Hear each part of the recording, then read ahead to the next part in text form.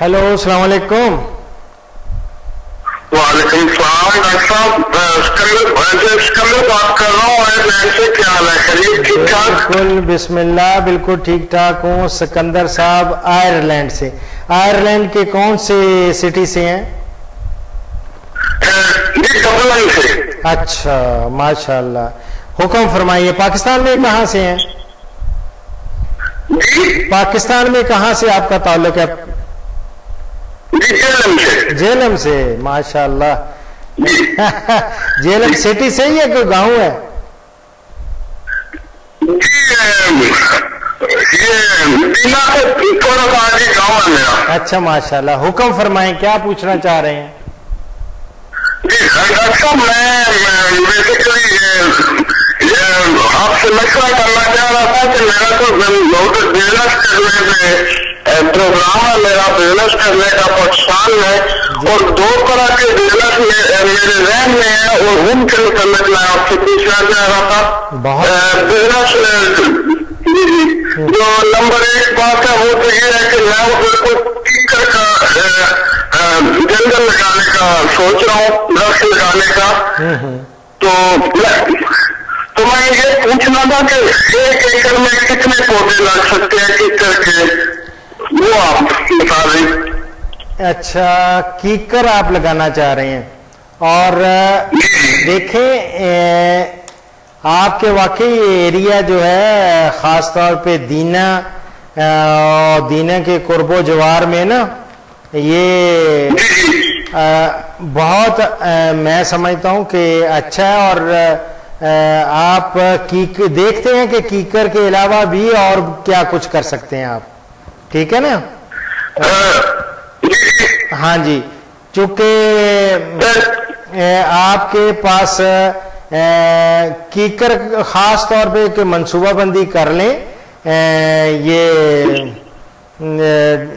कीकर के लिए, कीकर ले लें, या कीकर के लिए पूरी मंसूबाबंदी के साथ ना आप ये लगाएं इनको। और इसके बड़े सारे फायदे भी हैं।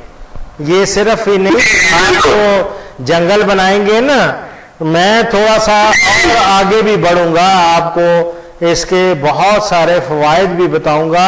और ख़ास तौर पे जब ये बड़े हो जाएंगे, ये कीकर के फूल वगैरह लगेंगे इन पे, तो उस वक्त आप यहाँ शहद की मक्खियों का भी आप कर सकते हैं ना इंतज़ाम, ठीक है? तो इसमें आप देख लें, ये तो जितने अगर आपका जंगल लगाने का इरादा है ना, तो इसकी तो बाड़ भी कीकर की वो बड़ी थिक लगती है इर्द गिर्द जो बाड़, ताकि कोई भी जानवर उसके अंदर घुसने ना पाए, ठीक है? और ये वो तो हम बहुत ही जो जब बाढ़ के को, तो फिर वो अच्छा खासा क्लोज लगाने पड़ते हैं। और वैसे मैं मुख्तलिफ जो देख रहा था ये दरख्त, और उनमें उनके फासले और उनकी बुलंदी देख रहा था कि कितनी नॉर्मली ये इसको रिकमेंड किया जाता है, ठीक है? 5 डिस्टेंस 14 मीटर हो? नहीं, वो डिपेंड करता है ना कि अब आपने उसको कितना घना रखना है, या आपने इनको खूब बड़ा करके ऊंचा इनका कद जो है बड़ा हो जाए, उस तरह करना है। अगर तो वो अब आपने करना है तो फिर तो फासला उसको ज्यादा बढ़ाना पड़ेगा, ठीक है? और नॉर्मली हाँ जी, मैं आपकी बात करता हूँ। मेरा जो प्रोग्राम है वो ये है कि कीकर लगा के जब वो पौधा बड़ा हो जाए तो जैसे फर्नीचर के लिए बेच दिया जाता है, बेच के दोबारा उधर प्लांटिंग कर दी जाए। हाँ, वो भी, ये आपकी मार्जिनल लैंड है, ये आपकी मार्जिनल लैंड है, उसमें आप फसलें वगैरह नहीं लगा रहे, ले रहे है ना? बिल्कुल बिल्कुल बिल्कुल यही बात है। ये वही बात है। और पानी का भी बंदोबस्त नहीं है, सिर्फ बाराने रहमत पे ही है, बारिशों पे ही है। पानी है लेकिन मोस्टली बारानी एरिया है। बारानी एरिया ही है। तो ट्यूबवेल है मेरे पास, 4 इंच का पानी है, मैं पानी भी लगा सकता हूँ, उधर लगाना पड़े, लेकिन हाँ जी, वो भी कोई मसला नहीं है। तो ये अब आप देख लें कि मैं तो लोगों को, और अगर पानी को थोड़ा बहुत अगर पानी हो ना, तो आप जट्रोफा भी लगा सकते हैं। उधर बड़ा एक इलाके आपके एरिया में जट्रोफा की भी एक तो इससे आपका ऑयल लेने में जो है ना बायोडीजल, वो बायोडीजल वो भी उसका फायदा बहुत है, ठीक है ना। और कीकर का जो खास तौर पे कीकर की एक किस्म है, वो सफेद खुशबूदार फूल उसमें अप्रैल में आते हैं, और रोबीना इसको कहते हैं, रोबीना सीडो ये इसका टेक्निकल नाम है, और लोकास्ट भी इसको कहा जाता है। तो ये भी आप लगा सकते हैं उसका। और चूंकि मैं थोड़ा सा आगे बढ़ रहा था, मैंने कहा अगर फूल आए और फूलों के वक्त आप उधर ये रखें, लोगों को इनवाइट करें कि बाबा आप आके यहाँ शहद की मक्खियों को आप इधर शिफ्ट कर सकते हैं, और फूल होते हैं, और वहां पे शहद भी, उससे भी आपको फायदा हो सकता है। जी बिल्कुल, समझ गए। और सॉरी मैं आपको बात कर रहा हूँ। दूसरा जो मेरा बिजनेस करने का दिल है, वो मेरे पास काबिल काश करानी भी है थोड़ी बहुत, तकरीबन 50 एकड़ के करीब, और मैं उधर रखना चाह रहा हूँ ये भैंसें। अच्छा, नहीं बहुत काबिल काश से रकबा है ना। ये तो पोठवार का टैटू जो है, ये लाइव स्टॉक रेयरिंग के लिए बहुत अच्छा है। ये इसमें आप लाइव स्टॉक को वो फार्म बनाएं। आप इस तरह जब कारोबार में आना चाह रहे हैं ना, तो आप मल्टीपर्पज करें, कोई मल्टी सेक्टोरियल हम उसको कहते हैं, वो आप करें। और उससे ये है कि आप देखेंगे इंशाल्लाह ताला उसमें आप बकरियां वो भी रखें, अपने दूसरे भैंसे भी रखें। यहाँ आप फीड लॉट फैटनिंग के लिए गोश्त उनको हासिल करने के लिए ना, वो भी आप ये करें, ठीक है। तो ये आप कर सकते हैं इसको, ठीक है।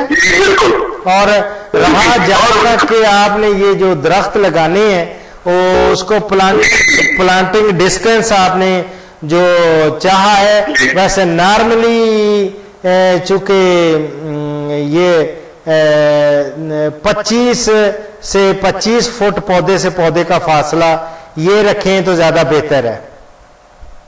ये 25 फुट 25 भी रख लेते हैं। अगर और ज्यादा ये डिपेंड करता है, ये कोई हदीस नहीं है। जैसे जैसे चीड़ का होता है, सिल्वर ओक का है, वो प्लांट टू प्लांट डिस्टेंस उसका 30 से 30 फुट होता है।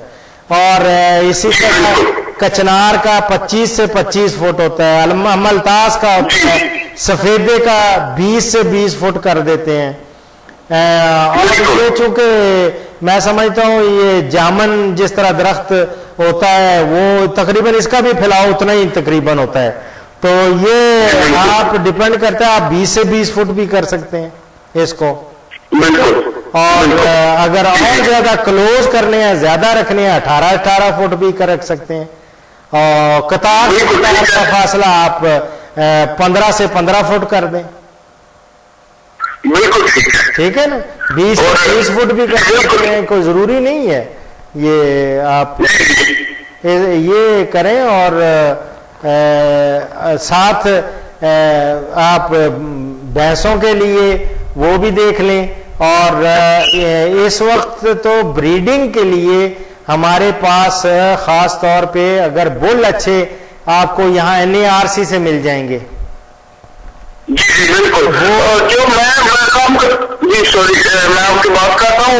जो मैं काम करना चाह रहा हूँ वो मैं ये जो खुश्क भैंसें मिल जाती हैं ये डेयरी फार्मों से या मंडियों से जो दूध देना बंद करती हैं और वो होती भी नस्ली है डेयरी फार्म्स पे भैंसें, तो वो क्योंकि आधी कीमत पे मिल जाती है तो मेरा दिल है वो खरीद के अपने फार्म पे रख के और जब वो दोबारा दूध देने की पोजीशन में आए बच्चा डिलीवर करने के टाइम पे करीब और बहुत बिल्कुल ये तो बहुत जबरदस्त, मैं समझता हूँ इतना जबरदस्त कारोबार है। अगर आप इसका आपके पास नो हाउ है कि आप उसकी प्रेगनेंसी डायग्नोसिस का आपके पास ये टेक्निक भी आ जाए या किसी वहाँ ही अपने किसी बच्चे को ट्रेनिंग दिलवा दें कि वो डायग्नोज कर लिया करे, तशखीसे हमल का उसको पता चल जाए कि भाई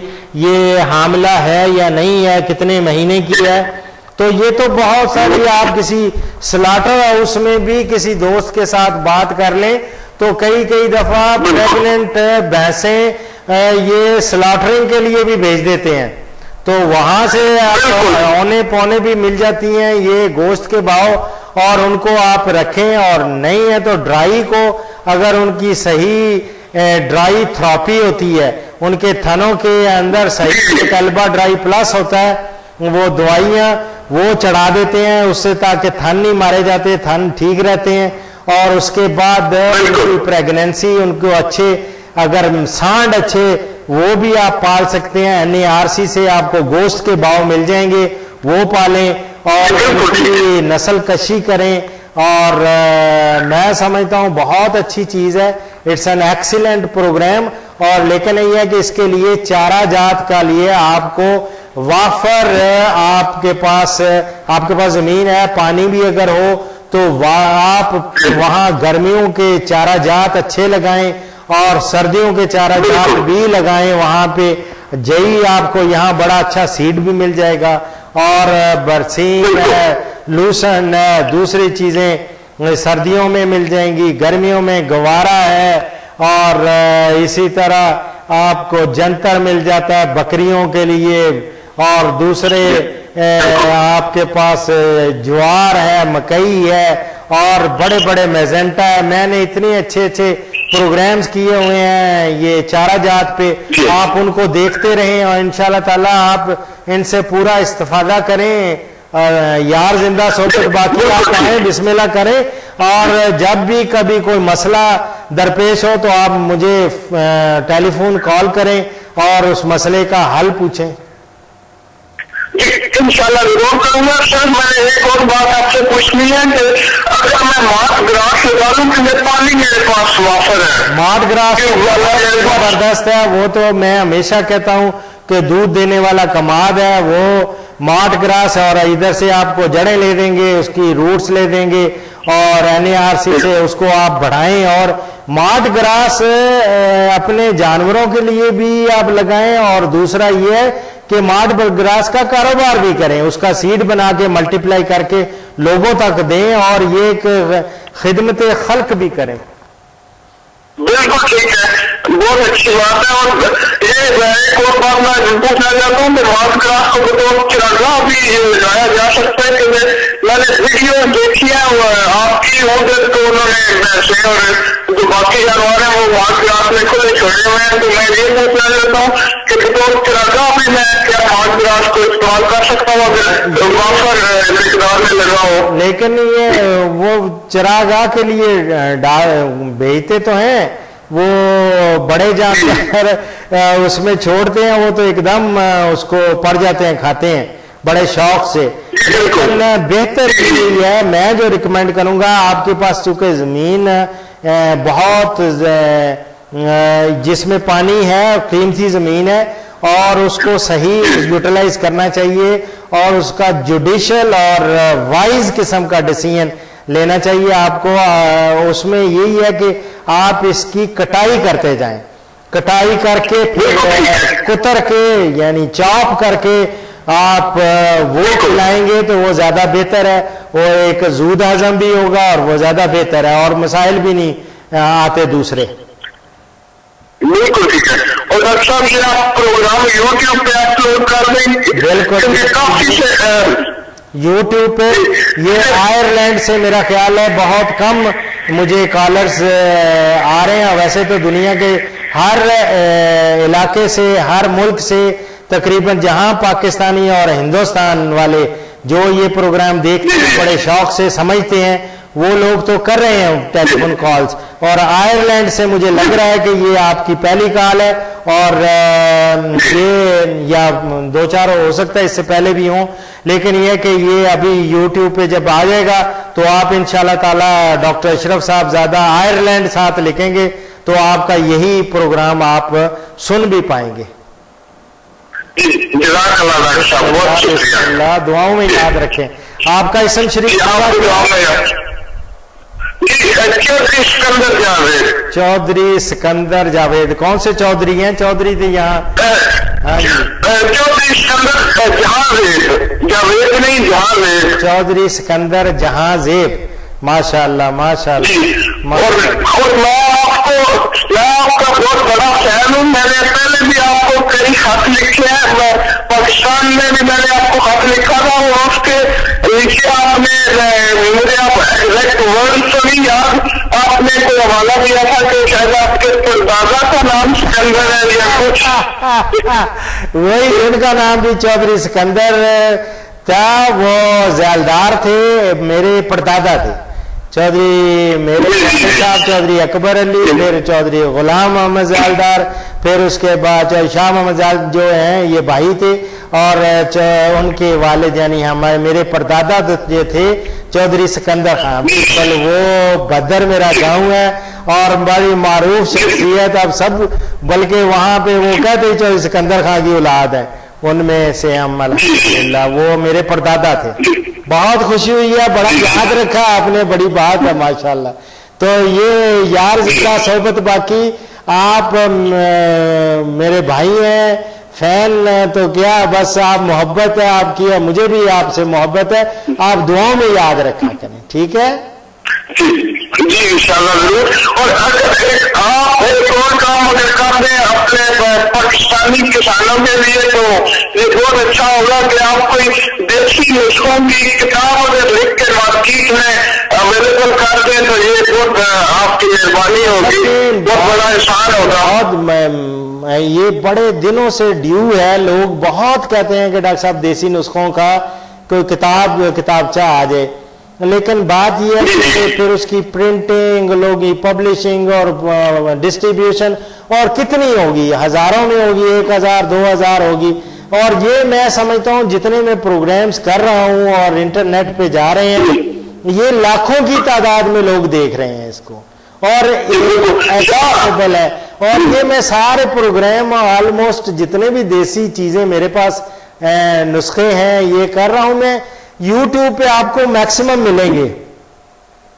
जी बिल्कुल, या अगर आप बुक नहीं लिख सकते तो आप PDF फॉर्मेट में आप अपनी लिख के तो अपनी वेबसाइट पे रख दें या कुछ कर दें, कुछ ना कुछ दोनों पे इंशाल्लाह कोशिश करूंगा, ठीक है। वेबसाइट पे भी और इसको किताब की शक्ल में भी देता हूं, लेकिन मैं इसको रोजी का जरिया नहीं बनाना चाहता। वो no profit no loss basis पे मैं चाहूंगा कि लोगों को तक जो ये मालूमात है मेरी ये सारी इंशाअल्लाह ताला, ठीक है। अल्लाह हाफिज। सारे आयरलैंड वालों में को सलाम, जाओ भी पाकिस्तानी हैं वहां उनको। और इसी के साथ डॉक्टर अशरफ साहबजादा आपसे इजाजत चाहता है, लेकिन इजाजत से पहले एक हदीस मुबारक, और ये मैं जो कोट कर रहा हूँ शाअबुल ईमान से है। हजूर सल्लल्लाहु अलैहि वसल्लम का इरशाद गिरामी, मोमिन वो नहीं होता जो पेट भरकर खाए और उसके पहलू में उसका हमसाया भूखा हो। इसी के साथ डॉक्टर अशरफ साहबजादा को इजाज़त दें। इंशाअल्लाह अगले प्रोग्राम में मुलाकात होगी। फीमानिल्लाह।